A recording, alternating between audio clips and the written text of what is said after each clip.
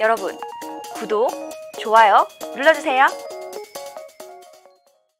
시청자 여러분 안녕하십니까? 2월 10일 비즈니스 투데이의 홍민입니다. 현대자동차가 유럽에서 코나 EV의 인기에 힘입어 세계 전기차 판매 순위 6위에 오르며 사상 처음으로 탑10에 진입했습니다. 친환경 모빌리티를 앞세워 글로벌 전기차 시장에 진출한 정의선 현대자동차 그룹 수석 부회장의 의지가 결실을 맺고 있다는 분석입니다. 10일 시장조사업체 S&E 리서치에 따르면 지난해 전 세계 76개국에 판매된 전기차 판매량을 집계한 결과 브랜드 순위에서 현대차가 전년 대비 11계단 상승한 6위를 차지했습니다. 현대차의 전기차 판매량은 2018년 4만 2천 대에서 지난해 6만 4천 대를 기록해 전년보다 54.3% 급증했고 시장 점유율은 지난해 2.8%로 전년 대비 1%포인트 상승했습니다. 기아차 니로 EV 역시 판매량이 30.4% 증가하면서 지난해 21위에서 14위로 7계단 올라섰습니다. SEN 리서치 측은 현대와 기아차는 앞으로 유럽 시장을 중심으로 코나 EV와 니로 EV 등의 판매가 더욱 늘어나면서 글로벌 전기차 브랜드로서의 입지를 확고히 구축할 것이라고 전망했습니다.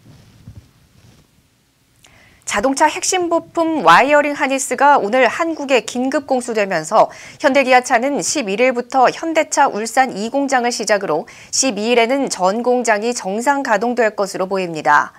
자동차업계에 따르면 중국 산둥성에 위치한 와이어링 하니스의 한국 현지 공장 32곳 중 30곳이 산둥성 정부의 신종 코로나 바이러스 감염증 방역 조건에 충족해 지난 8일부터 부품 생산에 들어간 것으로 알려졌습니다. 이에 따라 오늘 항공편으로 와이어링 하니스 현지 1차 생산분이 한국에 도착할 것으로 보입니다. 이렇게 되면 완성차 업체는 11일 현대차 울산 2공장을 시작으로 12일부터는 현대기아차 전 생산 공장이 다시 조업에 들어가 GV80을 비롯해 팰리세이드, 그랜저 등 고객들의 주문량이 밀려있는 차량들의 출고가 가능해질 전망입니다. 포스코가 신종 코로나로 인해 멈췄던 중국 공장 재가동을 시작한 것으로 파악됐습니다. 포스코에 따르면 포스코 중국 공장은 10일부터 순차적으로 공장을 다시 가동했습니다. 포스코 관계자는 10일부터 가공 공장을 순차적으로 가동 중이고 우한 공장 역시 14일부터 가동 재개가 예정돼 있다며 그러나 중국 지방정부마다 지침이 달라 공장 가동을 대기 중인 곳도 있어 중국 지방정부의 지침에 따라 공장 가동을 재개할 예정이라고 설명했습니다. 포스코가 중국에서 가동을 중단했던 공장 대부분은 가공 공장인 것으로 알려졌으며 포스코는 현재 우한 폐렴의 영향을 면밀하게 살피고 있는 것으로 알려졌습니다. 삼성전자가 오는 11일 미국 샌프란시스코에서 클램셀 형태의 두 번째 폴더블폰 갤럭시 Z 플립을 공개하기로 하면서 관심이 집중되고 있습니다. 투자업계에 따르면 삼성 갤럭시 Z 플립 초도 물량은 약 50만 대로 이달 14일부터 글로벌 시장에 순차적으로 출시될 예정입니다. Z 플립은 150만 원대 보급형 외에도 300만 원대 프리미엄 에디션 두 종류로 출시됩니다. 삼성전자는 올해 Z 플립 판매 목표를 약 250만 대로 잡고 있는 것으로 알려졌으며 올해 7월쯤 갤럭시 폴드 2를 출시해 시장을 선점할 계획입니다. 업계에서는 폴더블폰에 자신감을 얻은 삼성전자가 올해 폴더블폰 대중화 시대를 열 것으로 보고 있습니다.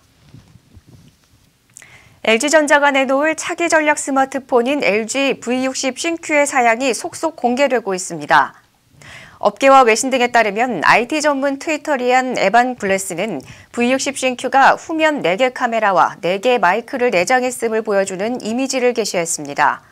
이와 함께 V60 싱크는 탈착형 디스플레이인 듀얼 스크린을 지원할 예정입니다. LG전자는 최근 신종 코로나 바이러스 확산에 따라 직원과 고객의 안전을 위해 이달 24일부터 스페인 바르셀로나에서 열리는 MWC 2020 참가를 취소했으며 이에 따라 이 자리에서 공개될 예정이었던 V60 신큐 역시 공개가 미뤄졌습니다. NHN은 지난해 연결 기준 869억 원의 영업이익을 기록하며 사상 최대 실적을 올렸다고 밝혔습니다. 이는 전년 대비 26.6% 증가한 실적으로 매출 역시 같은 기간 17.8% 증가한 1조 4,891억 원으로 집계됐습니다. NHN은 2018년 매출액 1조 원을 돌파한 데 이어 지난해에는 1조 5천억 원에 가까운 실적을 기록하며 꾸준한 성장세를 나타내고 있습니다.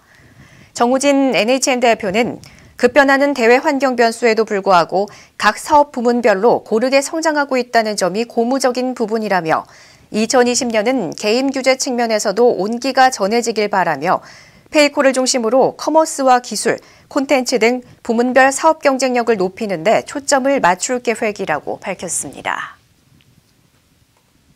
한진그룹이 호텔 레저 사업 전면 개편 등 경영 개선안을 제시한 데 대해 반조원태 연합군이 주주총회를 앞두고 급조한 대책이라고 비난하고 나서는 등 한진그룹 경영권 분쟁이 가열되고 있습니다. 지난 7일 연합군은 자신들을 한진그룹 정상화를 위한 주주연합으로 명명하고 오로지 기존 경영권을 사수하기 위해 실질적 내용이 없이 과거 대책을 개선안으로 내놓으며 주주들을 효도하는 행위는 현 이사회가 특정 대주주를 위한 거수기에 불과하다는 점을 여실히 보여주고 있다고 비판했습니다. 주주연합은 현재 전문 경영인을 물색 중인 것으로 알려졌으며 양측이 현재 확보한 지분이 막상막하인 만큼 조원태 한진그룹 회장의 사내이사 재연임이 달린 3월 한진칼 주주총회를 앞두고 국민연금과 소액주주의 표심을 잡기 위한 여론전과 명분 쌓기는 계속될 것으로 보입니다. LG U+가 국내 통신사 중 최초로 일본 5G 로밍 테스트를 마쳤다고 밝혔습니다. 지난해부터 도쿄 등 일본 주요 도시를 중심으로 5G 기지국을 구축하고 있는 일본 KDDI는 다음 달 서비스를 개시할 예정으로 5G 로밍 서비스도 다음 달 말부터는 사용이 가능할 것으로 보입니다. LG U+는 중국과 이탈리아, 스위스, 핀란드 4개국에서 5G 로밍 서비스를 제공 중이며 올해 5G 로밍 제공 국가를 대폭 늘릴 계획입니다. 최홍준 LG U+ 글로벌 로밍 팀장은 전 세계 230여 개국에서 로밍 서비스를 제공하고 있는 노하우를 바탕으로 5G 로밍도 국내 통신사 중 가장 많은 국가에서 안정적으로 제공할 것이라고 말했습니다. LG전자가 영국에서 처음으로 초프리미엄 LG 시그니처 와인셀러 체험 행사를 진행했습니다. LG 시그니처 와인셀러는 상단에 최대 65병의 와인을 보관할 수 있고 하단에 위치한 2칸의 서랍을 냉장고 또는 냉동고로 활용할 수 있습니다.